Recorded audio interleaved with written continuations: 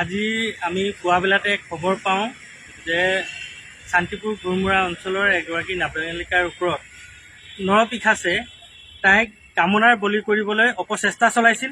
আৰু সেই অপচেষ্টা চলোৱাৰ কথা আমি শুনিয়েই আমাৰ অসম শ্ৰেণীৰ ছাত্ৰ সন্থা শদিয়া উপশাখাৰ বিষয়ববীয়াসকলে গৈ সেই স্থানত উপস্থিত হৈ তেওঁলোকৰ ঘৰত গৈ উপস্থিত হয় আৰু তেওঁলোকৰ পিতৃক লগ পাই গোটেই কথাখিনি জানিবলৈ সক্ষম হয়। আৰু তেখেতৰ পিতৃক লৈ আহি আমি থানাত সেই নৰপিশাচ কেইজনৰ বিৰুদ্ধে আমি এজাহাৰ দাখিল কৰিছোঁ। আৰু সেই এজাহাৰ ভিত্তিক শদিয়া আৰক্ষী প্ৰশাসনে মূল অভিযুক্ত এজনক কৰায়ত্ব কৰিবলৈ সক্ষম হৈছে আৰু এজন পলাতক অৱস্থাত আছে।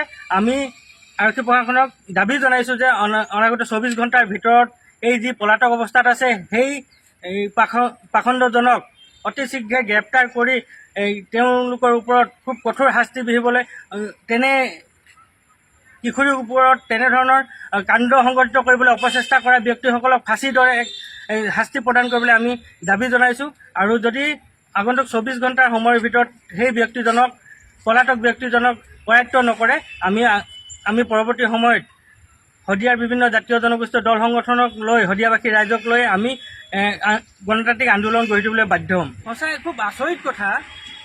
এয়া জনজাতিৰ কাৰণে সুৰক্ষিত অঞ্চল, tribal belt and block area, য'ত নেকি আমাৰ শদিয়াতেই থকা মানুহেই ম্যাদী পট্টা এখন পাবলৈ বা মাটি এডোখৰ কিনা বেচাৰ ক্ষেত্ৰতে ইমানখিনি কটকটীয়া নীতি নিয়ম থকাৰ স্বত্বেও বৰপেটাৰ পৰা অহা ব্যক্তি এজন মিয়া এজনে অসমৰ ভূমিত শদিয়াৰ হেন ঠাইত তেওঁলোকে মাটি কিনাৰ অধিকাৰ কেনেকৈ পাইছে, কোন চক্ৰান্ত জড়িত আছে, ইয়াত আমাৰ ৰাজচক্ৰ বিষয়া কাৰ্যালয় কোন কেইজন ব্যক্তি জড়িত হৈ এনেধৰণৰ কাম কৰিবলৈ তেওঁলোকক উৎসাহ যোগাইছে, প্ৰেৰণা যোগাইছে, কিহৰ বিনিময়ত যোগাইছে? আমি কিন্তু এয়া আমাৰ এক বৃহৎ প্ৰশ্ন। এয়া আমি শদিয়াবাসী ৰাইজকো আহ্বান কৰিছোঁ যাতে কোনো বাহিৰা মানুহক যাতে শদিয়াৰ 1 ইঞ্চিও মাটি যিমান টকাৰ বিনিময়ত হওক কোনো কাৰণতে দিব নালাগে। আৰু আমি আজি আহ্বান জনাব বিচাৰিছোঁ এই স্থলীৰ পৰাই যে শদিয়াৰ ৰাইজক যে আমাৰ শদিয়াত যিসকল অবৈধ মানুহ আহি ইয়াত য'তেই গদালি মেলা দি য'তেই ত'তে ঘৰ সাজি আছে, সেইসকল ব্যক্তিক অতি শীঘ্ৰে যদি আমি শদিয়াৰ পৰা তেওঁলোকক টালি টোপোলা বান্ধি খেদি পঠিয়াবলৈ সক্ষম নহওঁ, অনাগত দিনত কিন্তু আমাৰ কাৰো ঘৰৰ ল'ৰা ছোৱালী সুৰক্ষিত হৈ নাথাকিব, শদিয়াখন সুৰক্ষিত হৈ নাথাকিব।